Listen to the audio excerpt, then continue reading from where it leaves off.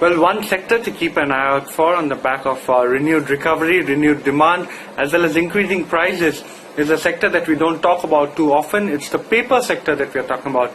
So in today's edition of Khabar on D Street, what we are picking up from our sources on Dalal Street is that paper companies that were actually seeing quite a bit of immense pressure on operational activities, on pricing, as well as on the demand front, have actually started now seeing a little bit of a recovery. Remember, paper companies saw decreased pricing pressure, also saw after the imposition of the lockdown, almost saw nil operational activities. Now what we are understanding is that following the demand compression for 2 successive quarters, the domestic paper industry has started to witness green shoots aided by pent-up demand as well as gradual recovery in the overall economic activities.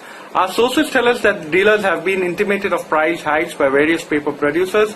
In fact, at ET Now we have managed to catch hold of quite a few letters that have been written by the paper companies to the paper dealers, intimating them about the price hike as well as explaining the rationale as well as the reasons for the overall price hike. So number one, what we understand is that pulp prices in the recent past have seen quite a bit of a recovery and have surged quite significantly by almost up to $45 a ton in the past few months. Interestingly, paper companies have also started to cite improved demand outlook in terms of the books, calendars, electronic and garment segments, as these are seeing quite a bit of a sharp revival.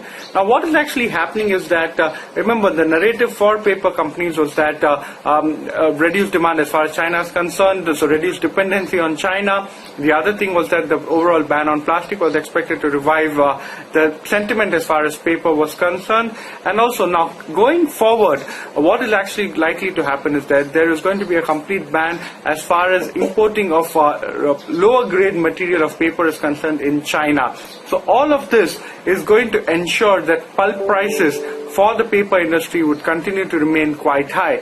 So we understand that the prices have been increased across various segments, amongst them being packaging boards, cup stock and coated paper segments. So in the month of September itself, we saw a 10 to 30% rise in the prices of various grades of recovered or waste paper.